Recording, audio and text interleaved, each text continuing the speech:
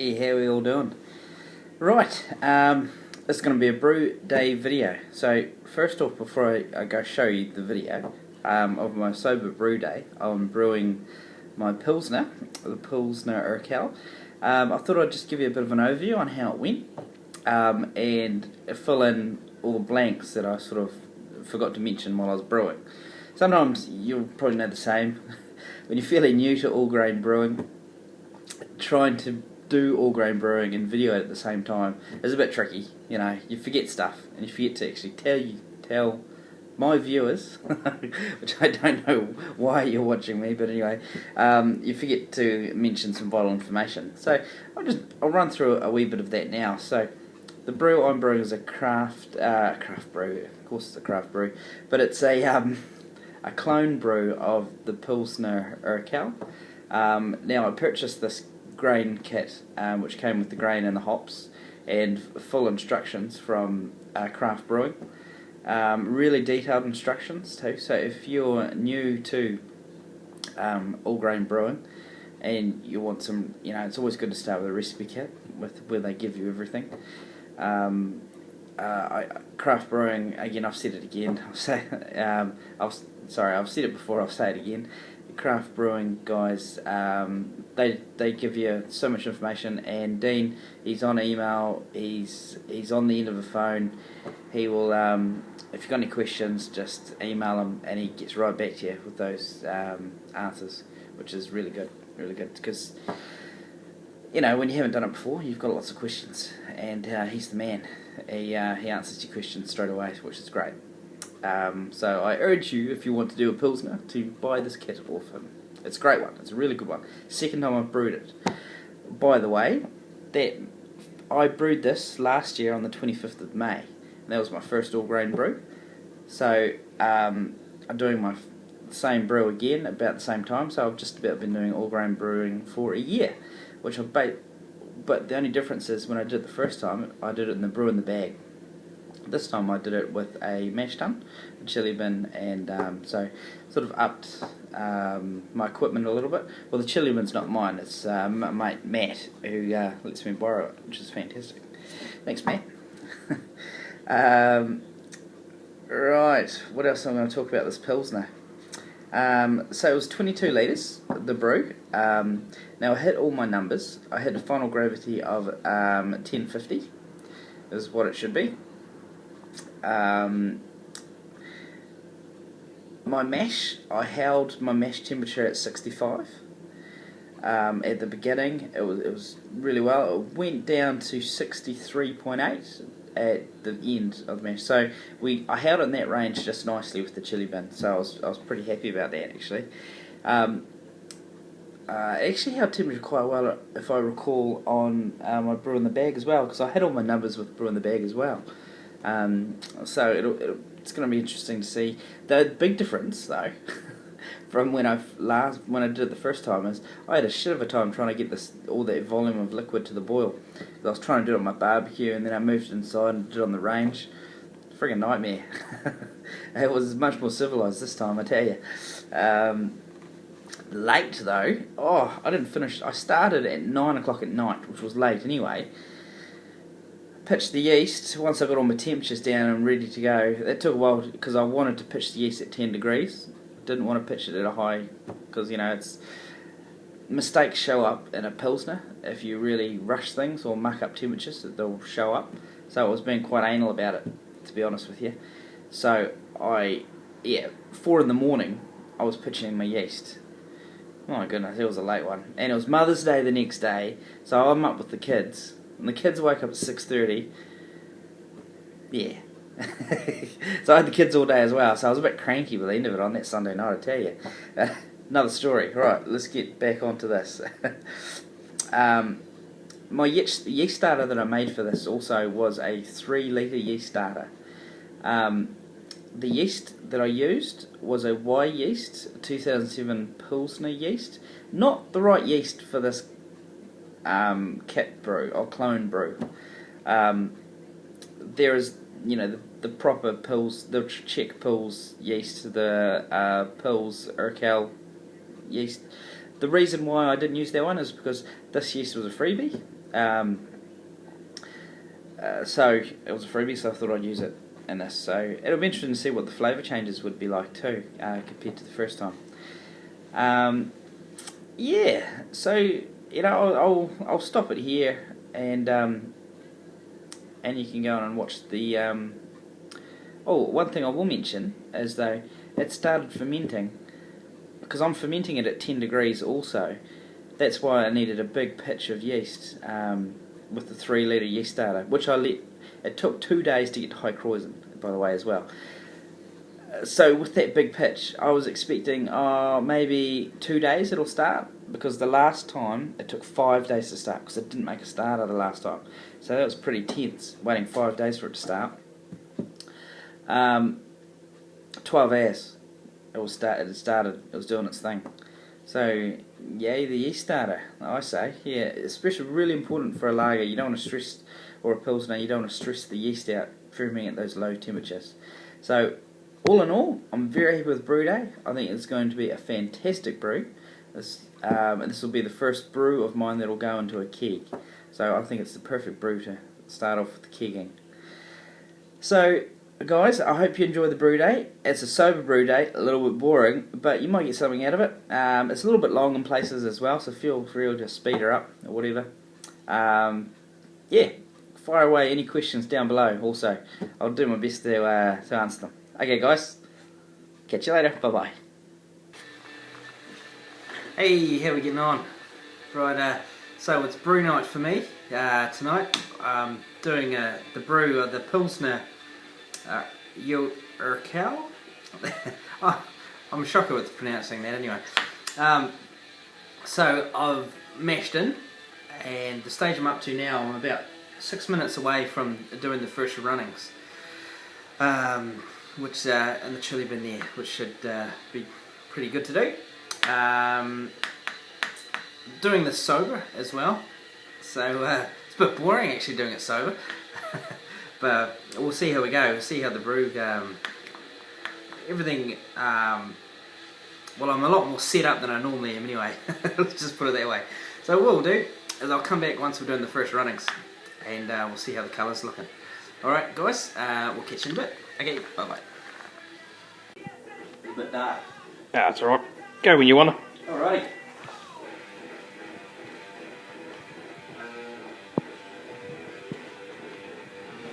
Righty ho, just doing the first runnings, which I'll recirculate back in. So I've had 75 minutes at 65 degrees. And in the mash tun I've had 15.5 litres. So I'll have to do a few of these to get this running clear. It's looking a bit murky. Colour's looking good though.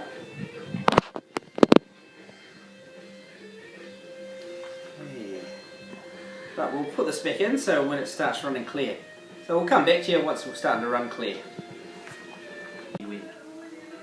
Whenever you want. Yep, we'll come through, yep. Alrighty, we're up to, this is the 5th 2-cup jug of runoff that I've done so far, and she's coming through a lot clearer now. So the grains are compacted down. I'll just shut this one off now and we'll have a wee look at it. I'll come up to the light there. So that's a hell of a lot clearer than it was when it first came out. Still got a little bit of grain in there, but I'll probably do just one more, run one more off there, and then start collecting my first runnings. Right, we'll catch you back once I've collected all the first runnings. Okay, how are we? Back with you. Right, so we got the first runnings in of the Pilsner. She's looking good in there. This came through really nice, with that bazooka screen. There was just no material at all came through. It's I'm pretty impressed with that screen. But there we go there. So what's happening now is in the mash tun again. We now have 21 litres of water in there for mash out, which I'm leaving for 10 minutes, and then we'll run that off and add it to the first runnings.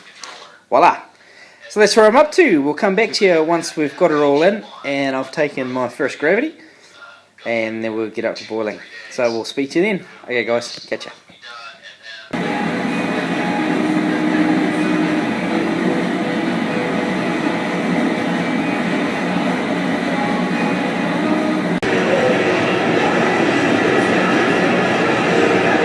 Getting close to 98 now.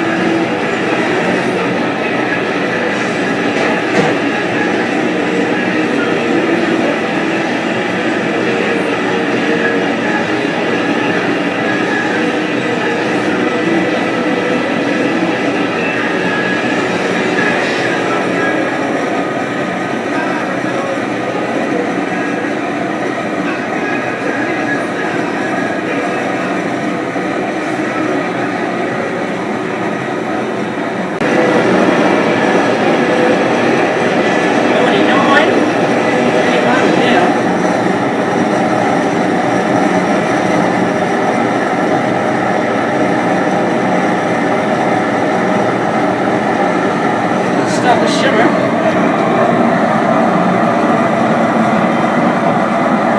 99.5 it looks like.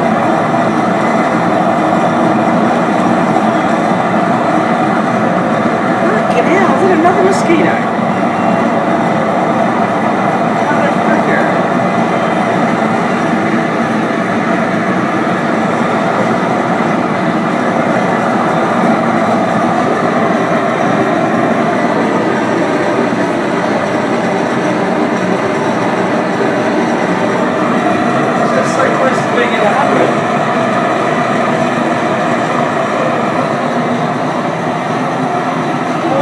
Very old. Here we go.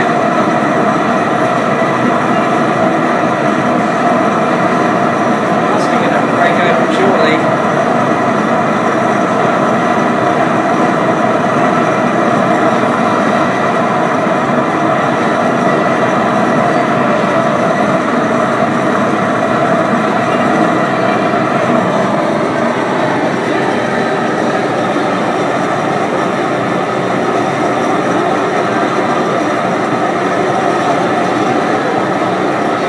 She's stubborn. Yeah.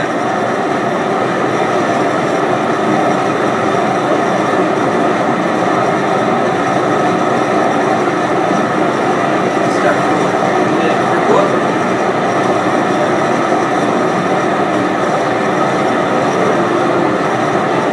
Start recording. You got it. Oh, you got it. Hey, oh, Yeah. sorry. Alrighty, we got just the start of hot break. Wait till this boil gets going properly and then I'll add the first hot addition. Won't be long now. Which is 80 grams of sauce. This Czechoslovakian Pilsner. So just let a bit more of this white heat there and get golden up in this boil.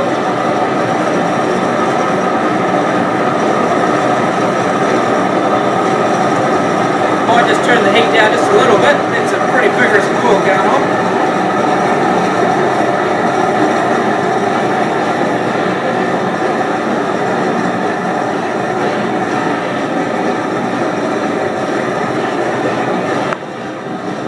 Yeah, it's just a bloody lot of foam there. I want to let this clear a bit more before I chuck this first addition in. That sounds like it's building again. Shit.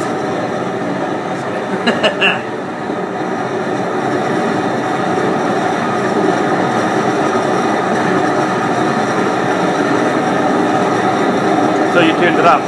Yeah, I thought that was gonna. No, it's not working. Let's go turn the heat down here, see if we can get this bloody.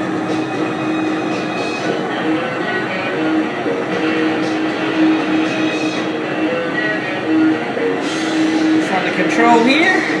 This should clear away shortly.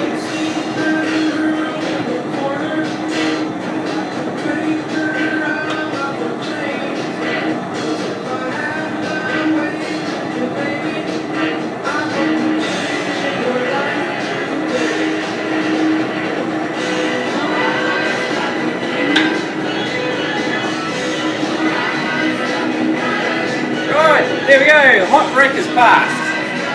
That was a bit exciting there. Righty-ho, 80 grams of sauce, in we go. Straight away you got that smell, that's good. Alrighty, see you at the next competition.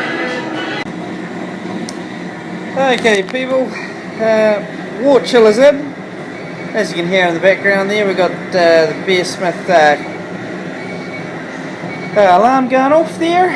So it's time for the next next edition, which is some more SARS hops, and we've also got some yeast nutrient. We've got the water chiller in there, as you can see, and in we go there.